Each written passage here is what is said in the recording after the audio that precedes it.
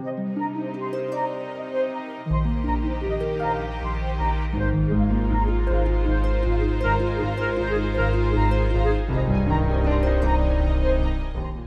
2015. gads Latvijā ir pasludināts par onkoloģiskās modrības gadu, un es kā dermatoloģijas pārstāvis jāsaka tā, ka arvien biežāk un biežāk mēs sastopamies ar šo problēmu, un oficiālā statistika liecina par to, ka ādas vēzis Latvijā ieņem vienu no pirmajām vietām, neskatoties uz to, ka esam gaišādaini, bet mūsu cilvēku vidū, diemžēl, šī problēma ir ārkārtīgi aktuāla.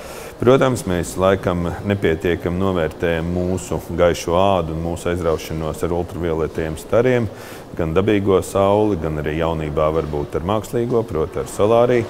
Gadiem ejot, šī lieta krājās, ultravioletais starojums, veidojas tā saucamais kumulatīvais efekts, un pēc tam mums nākas sastapties ar nepatīkamām sekām.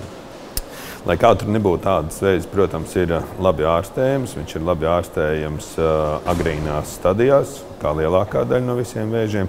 Diemžēl, ja ādas vēzis ir diagnosticēts vēlīni, tad arī sekas mēdz būt nepatīkams.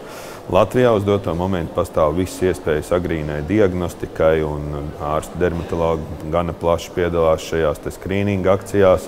Tiek veikta arī studentu un rezidentu apmācība, kas ir veltīta tieši agrīnai atpazīšanai. Ir daudz lietas, ko savā dzīvē cilvēks var novērst, un ir arī tādas, kuras nevar novērst. Ādas vēzis ir pieskaitāms pie tiem audzējiem, kuru katrs no mums var mazināt šo risku dzīves laikā.